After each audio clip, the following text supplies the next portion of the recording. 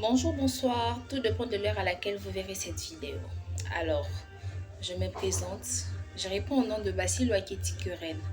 Je suis en deuxième licence LMD à l'Université protestante au Congo.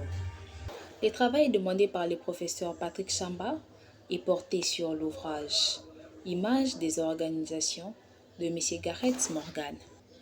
Nous allons voir l'objectif du travail. Alors, M. Morgan a utilisé des métaphores pour aider à mieux comprendre comment fonctionnent les organisations. Chaque image représente une manière différente de voir une organisation. Pourquoi utiliser des images? Alors, premièrement, nous devons savoir que utiliser des images simplifie la compréhension des structures complexes.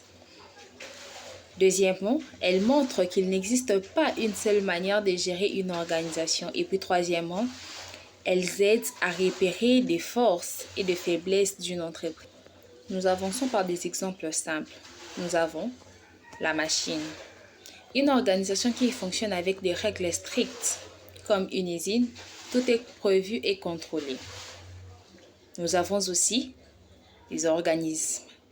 L'organisme, comme l'organisation réagit à son environnement, si le marché change, elle s'adapte, comme un être vivant. Nous avons les cerveaux. L'entreprise apprend, pense, s'ajuste comme un cerveau. Et puis, nous avons la culture. Dans la culture, l'entreprise a ses propres habitudes, ses propres valeurs et coutumes. Nous avons aussi la politique. Il y a des jeux du pouvoir, des conflits d'intérêts, comme dans un gouvernement. Nous avons la prison mentale.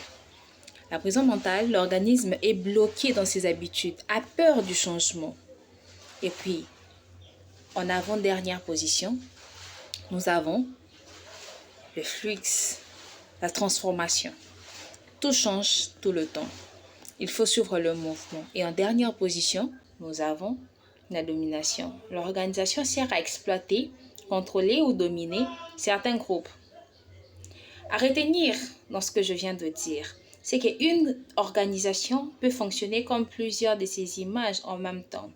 Ces métaphores servent à analyser et à comprendre le problème au point fort d'une entreprise.